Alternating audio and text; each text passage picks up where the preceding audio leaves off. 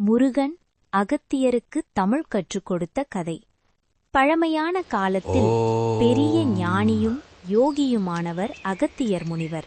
அவர் உலகத்திற்கு ஆன்மீக அறிவையும் நல்லறிவையும் பரப்ப வேண்டும் என்று விரும்பினார். அந்த காலத்தில் சிவபெருமான் மற்றும் பார்வதிக்கு அவர்களின் தெய்வீக திருமணம் கைலாச மலையில் நடைபெறவிருந்தது.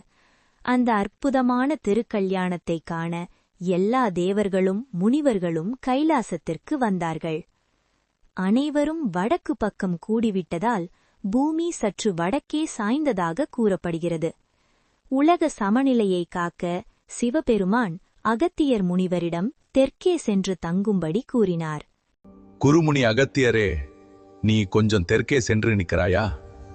சிவபெருமானின் கட்டளையை ஏற்ற அகத்தியர் தென்னிந்தியாவிற்கு வந்து பொதிகை மலையில் தங்கி ஆழ்ந்த தியானத்தில் இருந்தார். ஒரு நாள் அவர் மனம் மாறி முருகப்பெருமானை பிரார்த்தித்தார்.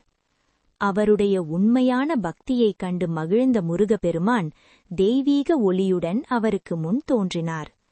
அவருடைய கையில் புனித வேல் இருந்தது. அருகில் அழகான மயில் நின்றது.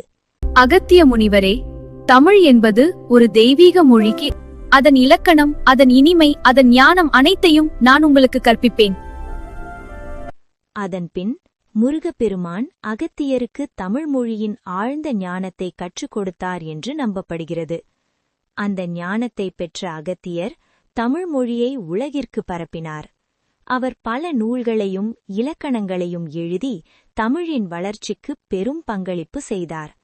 அதனால்தான் இன்று வரை முருகப்பெருமான் தமிழின் கடவுள் என்றும் அகத்தியர் தமிழின் முதன்மை முனிவர் என்றும் போற்றப்படுகிறார்கள்.